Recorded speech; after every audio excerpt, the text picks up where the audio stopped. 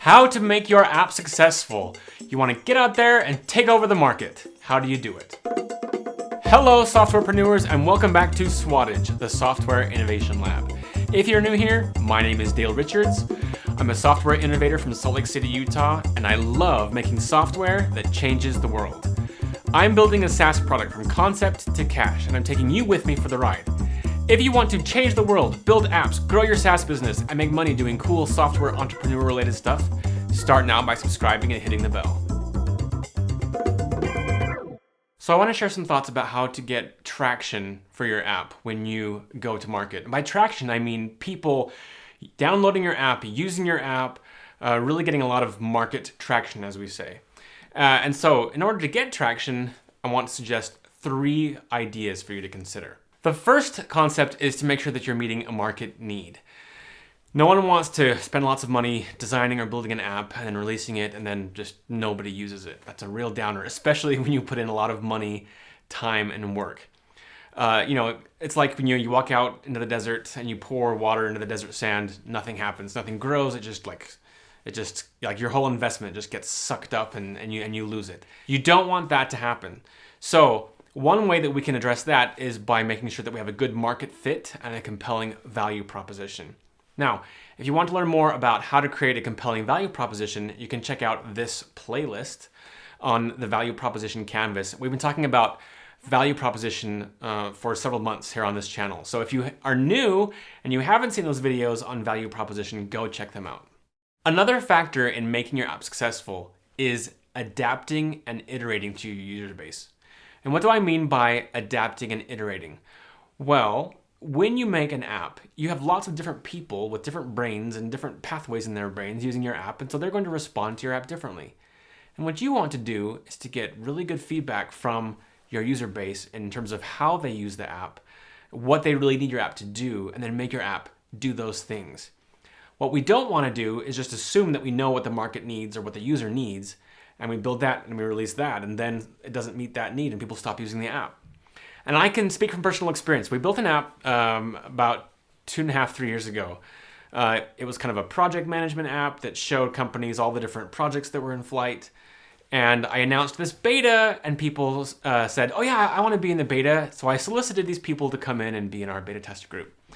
And they signed up for the beta test, and I went to their office and I oriented them and I got everyone to kind of log in. I showed them how to log in and start using the app. And they logged in once and then they never came back to the app because it didn't really meet a need that they had. They had other needs, and the app that we created wasn't meeting those needs.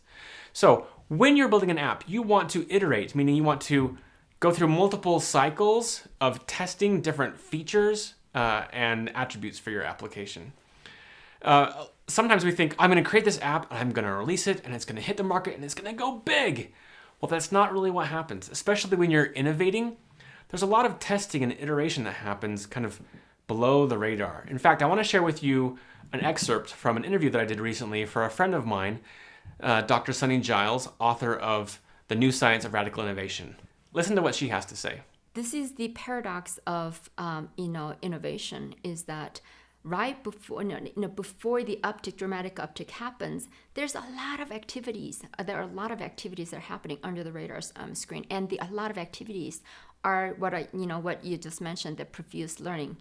And people are learning and just trying different things. And does this work? Oh no, that didn't work. Okay, what did we learn from that? So let's try something else.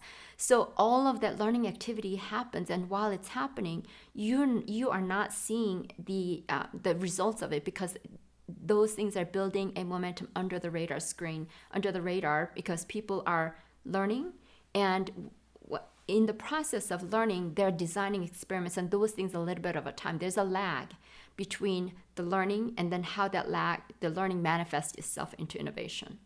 And that's why people don't just bring new products to market and then they just take off. Exactly. Okay, so we've got lots of iteration happening under the radar. Third concept is building in virality. And by virality, I mean, how do you make your app go viral? And there are lots of different strategies you could use or tactics to get your app to go viral. You want to find some kind of mechanism to get people to share your app kind of organically or naturally, and then build that sharing mechanism into the app. So I'll give you some examples. a messenger app like Facebook Messenger is already inherently viral, because what happens? You create your account and then you want to invite other people to join with you so that you can chat with someone. Or Marco Polo, for example, like, hey, I'm on Marco Polo, yeah, I can do all this video chat stuff. You know, asynchronous video is really, really cool, but who am I gonna talk to? So you invite other people to join you in using the app. That's one example of virality. Another good example would be, if you remember about 10 years ago or so, some of the cash apps like Venmo and other cash trading, exchanging applications, they came up with kind of just, you know, sharing this app with somebody else to get a $5 credit. You want to be careful when you're trying to build in virality. If you make money, the incentive to share the application, then you can basically just spend a lot of money really quickly. So make sure that you're thinking through carefully, like, how are we going to make this app go viral? There you go, 3 concepts for making your app more successful on the market. You want to meet a market need, you want to iterate and adapt, and you also want to build in virality. All right, there you go. Thanks for watching. We'll see you next time. Join us again. Videos are published every Monday, Wednesday, and Friday at 12 noon Mountain Time.